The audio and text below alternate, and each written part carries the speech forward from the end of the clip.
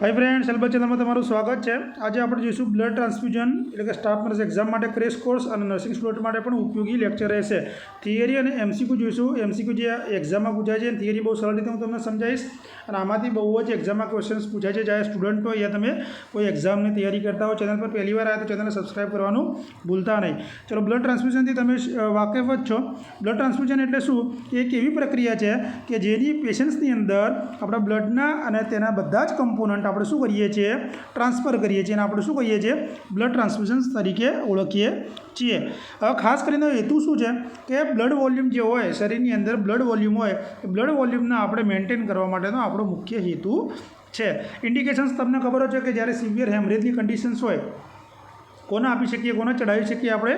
તો કે severe હેમરેજની conditions હોય એના આપણે આ ચડાવતા હોય કે જેની અંદર લોહીની ઉણપ થઈ ગઈ હોય બ્લીડિંગના કારણે। તો હવે કઈ રીતે ચડાવવાનું હોય એ ઇમ્પોર્ટન્ટ છે, બરાબર? સ્ટેપ ઓફ બીટીમાં જો 3 સ્ટેપ આવે। પહેલાં તમારે કલેક્શન્સ કરવાનું હોય છે, પછી આપણે જે બ્લડ ચડાવવાનું હોય, બરાબર, એનું ક્રોસ મેચ કરાવવાનું હોય। ડોનરમાંથી તમે જે બ્લડ લીધું હોય એનું આપણે શું કરીશું? ક્રોસ મેચિંગ કરીશું અને પછી આપણે ઇન્ફ્યુઝન્સ કરીશું, એટલે કે પેશન્ટ્સને ચડાવીશું। આટલા સુધી તમને ખ્યાલ આવી ગયો।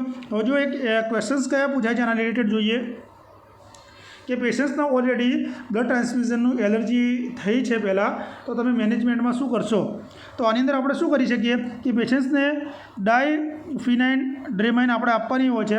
ક્યારે? કે 30 મિનિટ પહેલાં આપણે આપવાનું હોય છે। જ્યારે ટ્રાન્સફ્યુઝન્સ કરવાનું હોય ત્યારે 30 મિનિટ પહેલાં એન્ટીહિસ્ટેમાઇન છે, શું છે? એન્ટીહિસ્ટેમાઇન આપણે આપતા હોઈએ છીએ। આ મુદ્દો ખાસ ધ્યાનમાં રાખજો, બરાબર?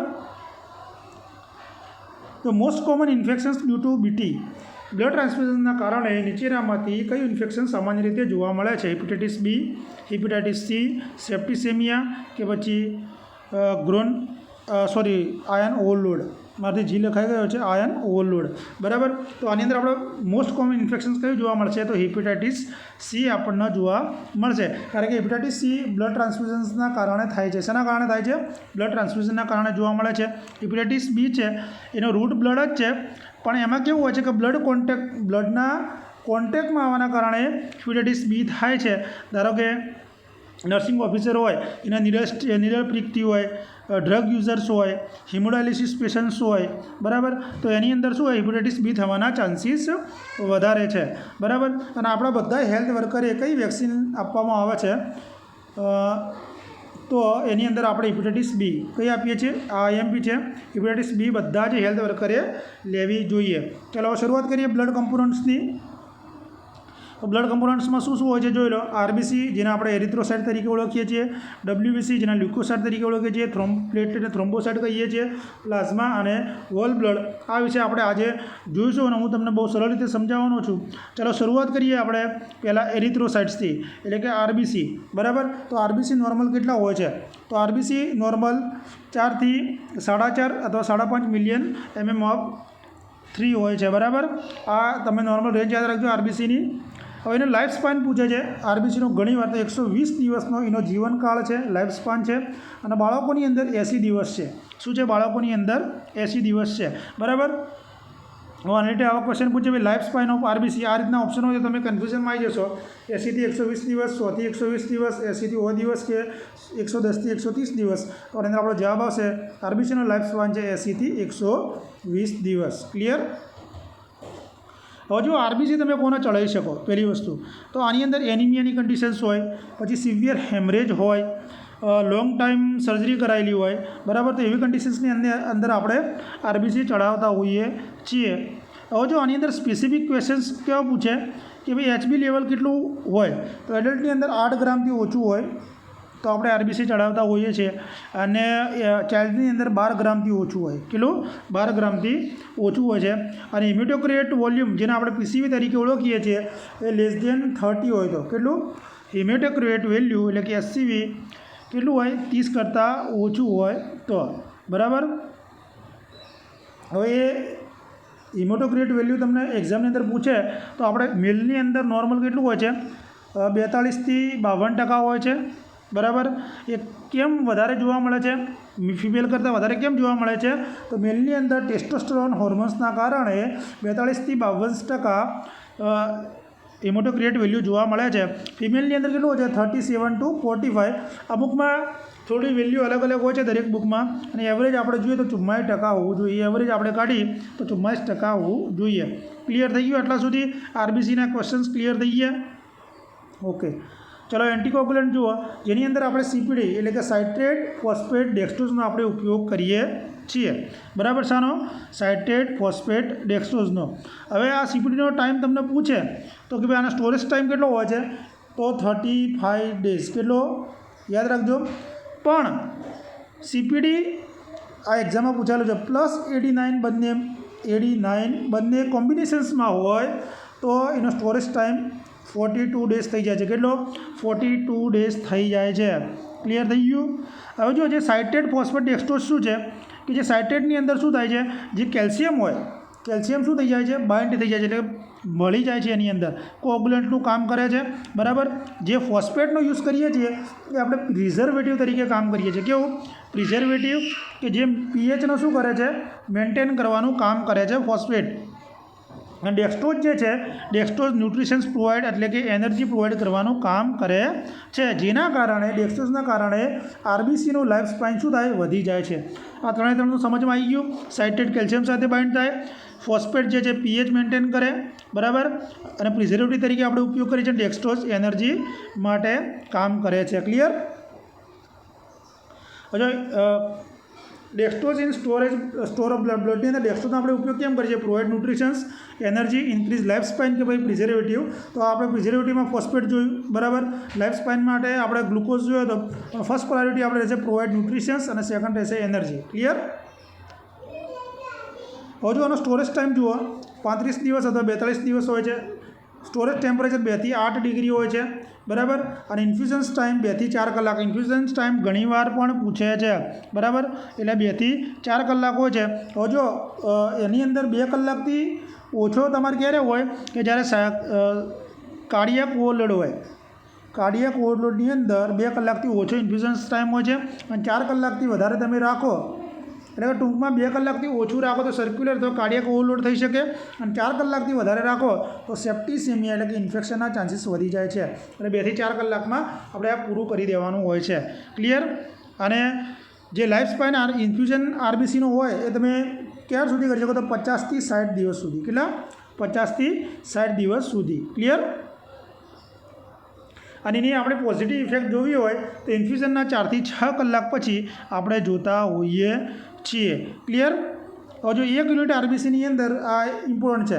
HbA ગ્રામ વચ્ચે, હિમોટોક્રિએટ 2 થી 3% વચ્ચે, અને આ આરબીસીનો ઇન્ફ્યુઝન ટાઈમ 50 થી 60 દિવસ. અને પ્લેટલેટ કેટલા હોય છે? નોર્મલ 1.5 થી 4.5 લાખ હોય છે. કેટલા હોય છે? 1.5 થી 4.5 લાખ. હવે જો પ્લેટલેટ જે છે, પ્લેટલેટ તમે કોને ચડાવી શકો, એ કોને આપી શકો? જો એક તો થ્રોમ્બોસાઇટોપિયાની કન્ડિશન્સ હોય.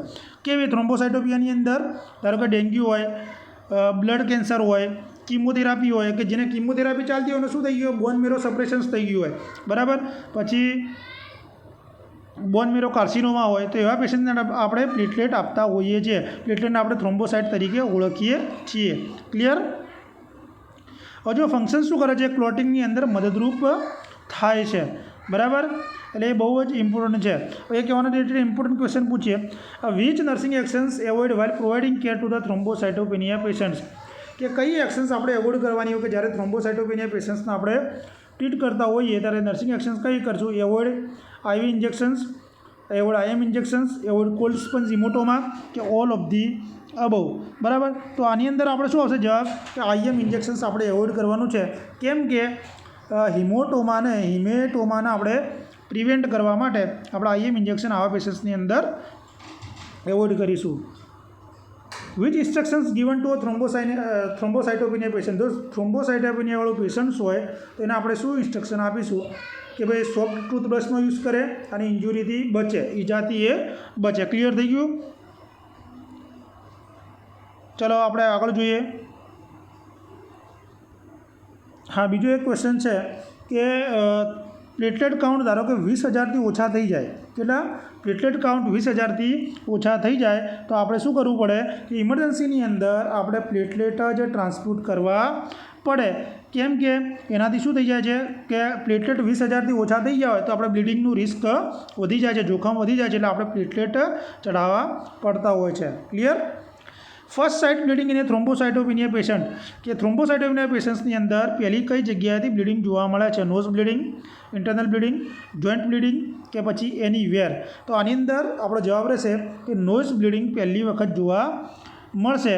એનું કારણ શું છે કે અહીંયા શું હોય છે કે જે કેપિલરી હોય એ સેન્સિટિવ જોવા મળે છે, બરાબર. કેપિલરી સેન્સિટિવ જોવા મળે, નોઝ બ્લીડિંગ જોવા મળશે. અને ઇન્ટરનલ બ્લીડિંગ સેકન્ડ પ્રાયોરિટી રહેશે આપણી. કઈ રહેશે? Second priority.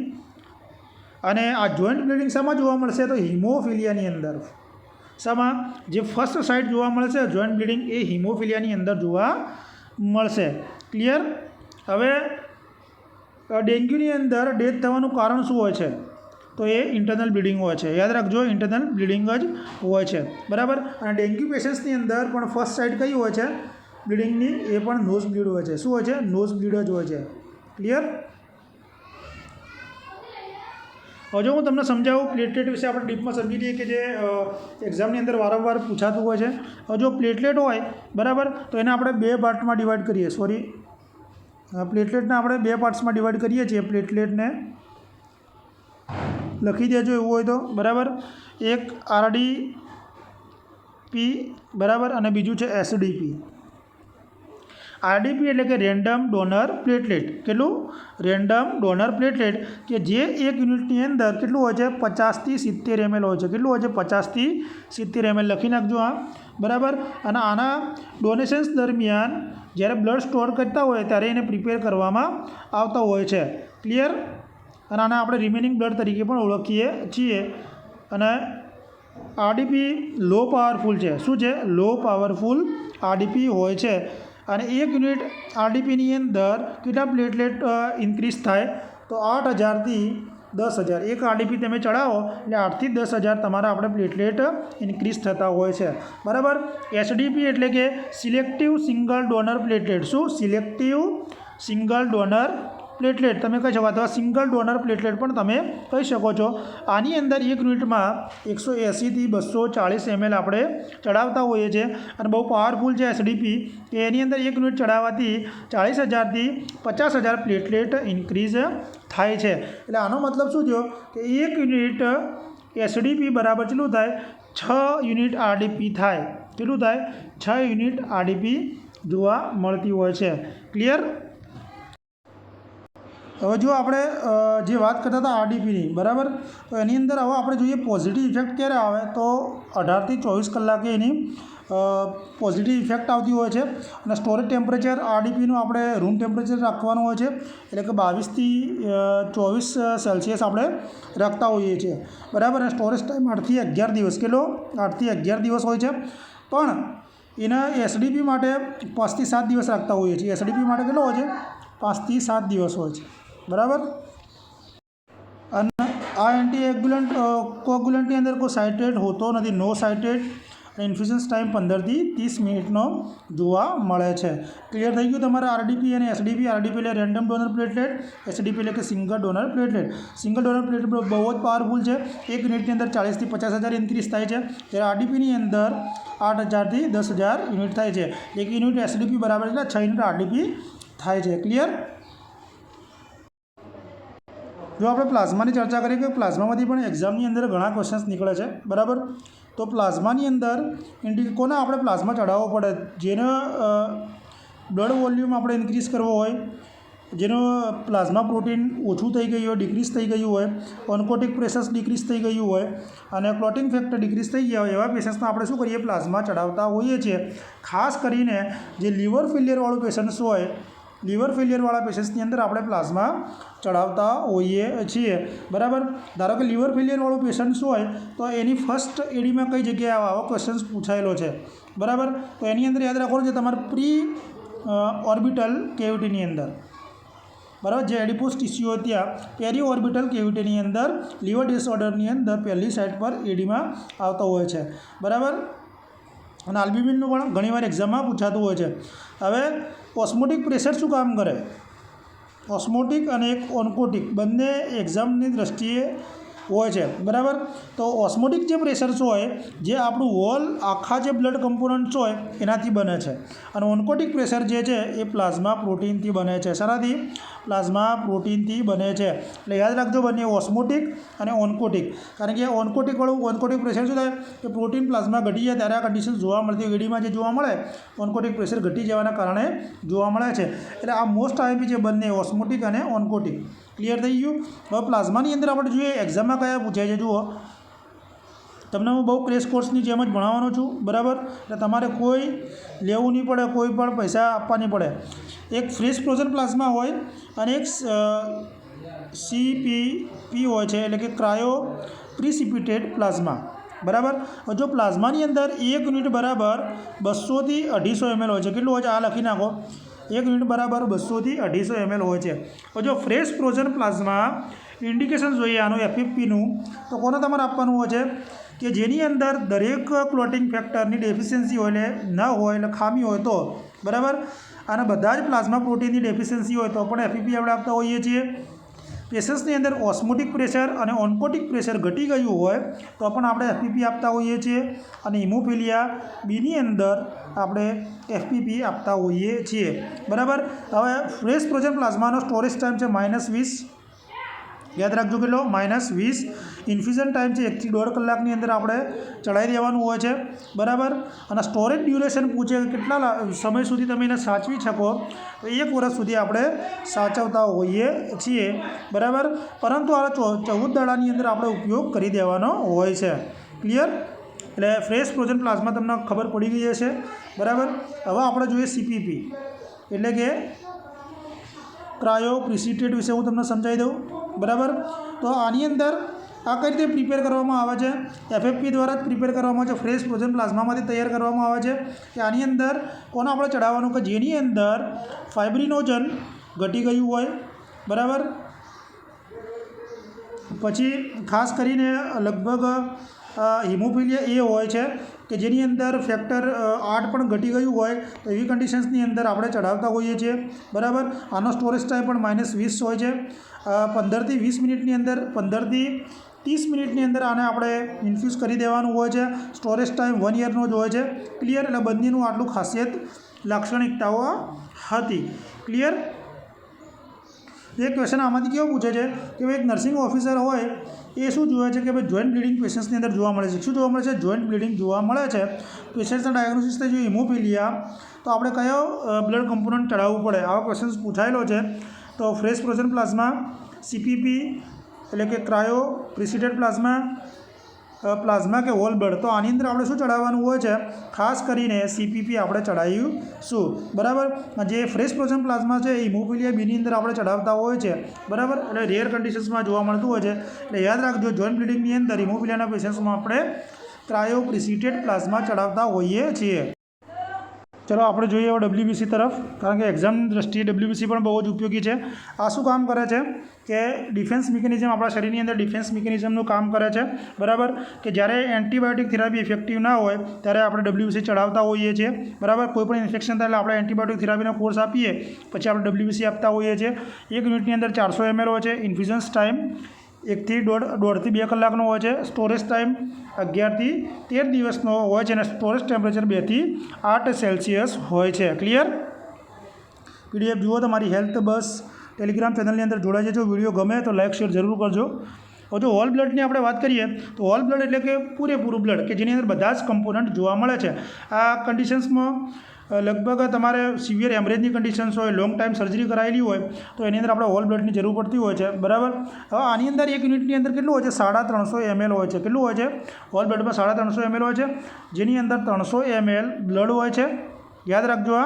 અને જે 50 ml હોય છે એ એન્ટીકોગ્યુલન્ટ હોય છે, જેમ કે CPD અને ક્રાયોપ્રિસિપિટેડ અને CPD પ્લસ AD9, જે આપણે અગાઉ ચર્ચા કરી હતી કે CPD 35 દિવસ સુધી સ્ટોરેજ થાય, જ્યારે CPD અને AD9 એ 42 દિવસ સુધી આપણે કરતા હોઈએ છીએ.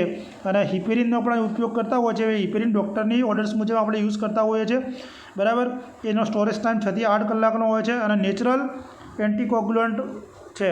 હિપેરિનનું એક્ઝામમાં પૂછાયેલું છે. નેચરલ એન્ટીકોગ્યુલન્ટ કોણ છે? તો હિપેરિન છે. કોણ છે? હિપેરિન જોવા મળે છે, બરાબર. જેનો ઉપયોગ આપણે ચાઇલ્ડમાં પણ કરી શકતા હોઈએ છીએ.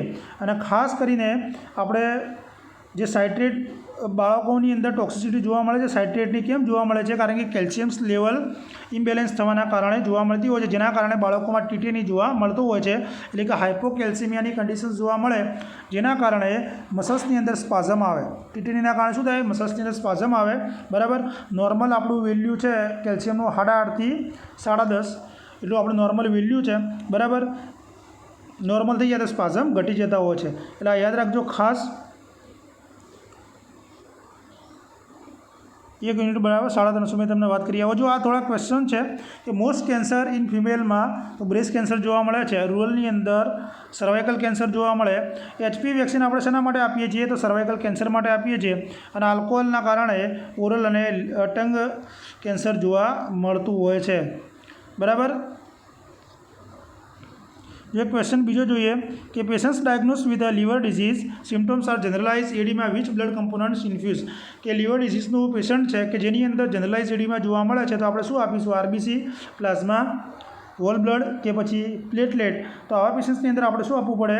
પ્લાઝમા, ફ્રેશ ફ્રોઝન પ્લાઝમા આપણે આપીશું. ક્લિયર?